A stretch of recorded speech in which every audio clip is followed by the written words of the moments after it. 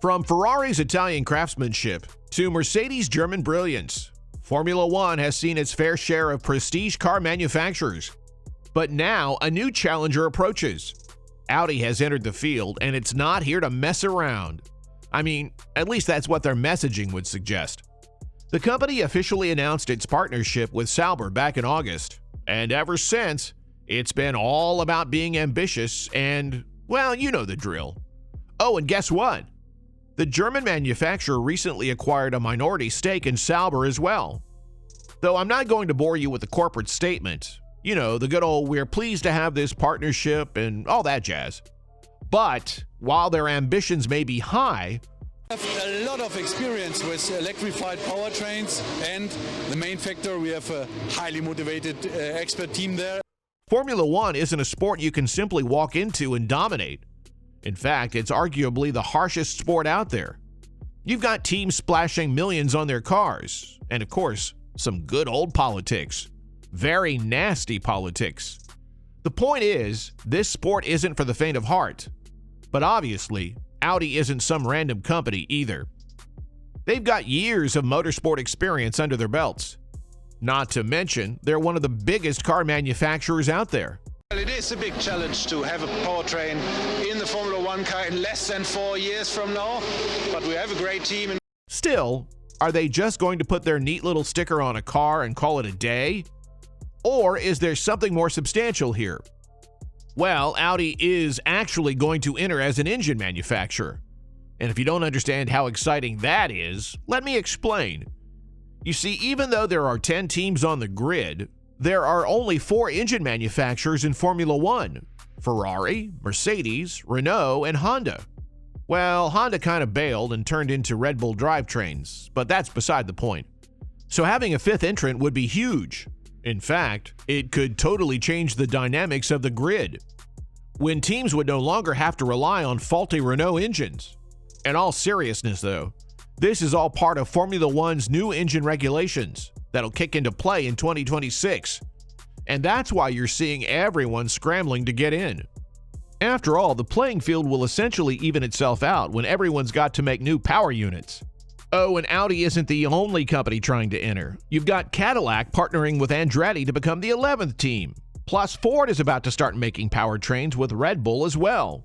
Yeah, I know. It's incredibly competitive out there.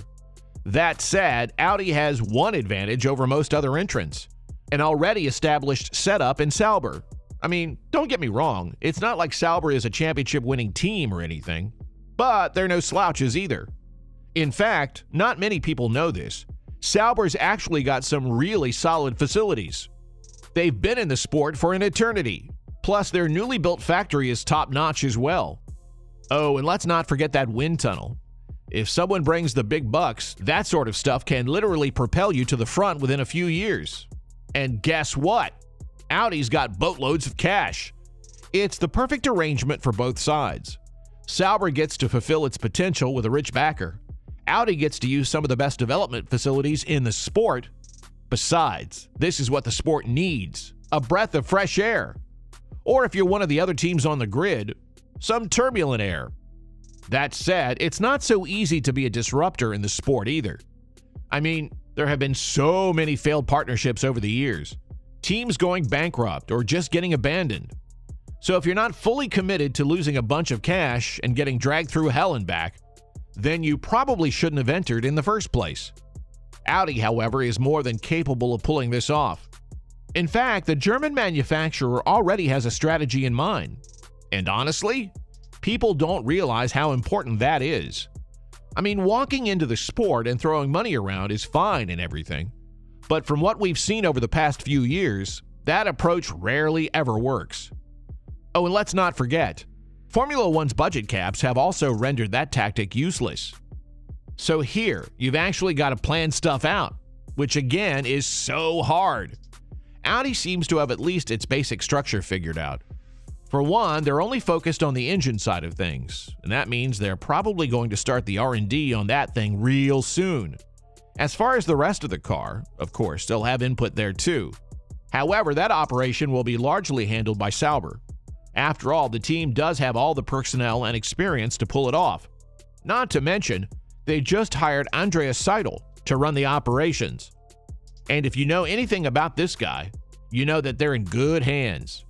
What's more, everything from the pit crew to the other daily operations are also probably going to remain the same. Well, except for the fact that everyone's going to be walking around with cash flying out of their pockets. In all seriousness, though, this combination is super exciting because it just makes sense. Sauber has always been an outfit deserving a cash injection, and it's great to see. Plus, they've got an ace up their sleeves, the driver pairing. Yep. Even though Valtteri Bottas and Zhou Guanyu may not seem like the most exciting lineup on the grid, trust me, they are. Oh, and just in case you're wondering, yep, they're likely to be there when the whole transition happens. And this time, Bottas won't just be a wingman anymore. You see, this is the perfect blend of experience and youth. In the Finn, you've got a Grand Prix winner, someone who knows how to work with the team and step on top of the podium. And in Zhou, well, he's just one of the most exciting talents in the sport right now. So together they could cook up something really special for the new team. And honestly, I wouldn't be surprised if Audi kept the same philosophy going forward. Bring in someone super young and promising once Bottas decides to hang up his racing gloves. With that said, while all these things are great and everything, you still gotta wonder, why is this partnership exciting for F1 fans? I mean, is Audi really going to change the status quo? Seriously, just think about it for a sec. How many new companies have tried to breach their way into the sport and failed? Once more, the answer is a lot. But here's the deal with this particular deal. Not only are we getting the first big engine refresh since, well, 2014, when we got the turbo hybrid engines, and that means everyone gets a clean slate. So for all intents and purposes, you could see Red Bull racing against Haas for, wait a minute, 8th place in the championship. Okay, that might be a bit too far, but you get the point, right? Not to mention the reigning champs are going to be working with a new entrant in Ford, too. So essentially, with the addition of Audi, Formula One is going to have at least 6 engine manufacturers. And I don't know if you're in tune with this stuff, but basically that's bonkers. We won't see a single team's engine holding back half the grid anymore. Plus, the competition's going to be absolutely insane. Well, at least that's what you'd hope for. Besides, even if it doesn't end up being the one to disrupt the status quo, Audi is still a massive brand. And the fact that it, along with others like Ford and Cadillac, are interested means that Formula One as a sport is heading in the right direction. And that's all you can hope for as a fan, right? Especially after that whole stagnant period before Liberty Media's takeover. All right, that was it for the Audi-Sauber partnership and the reason why it's going to be important. We'll see you in the next one.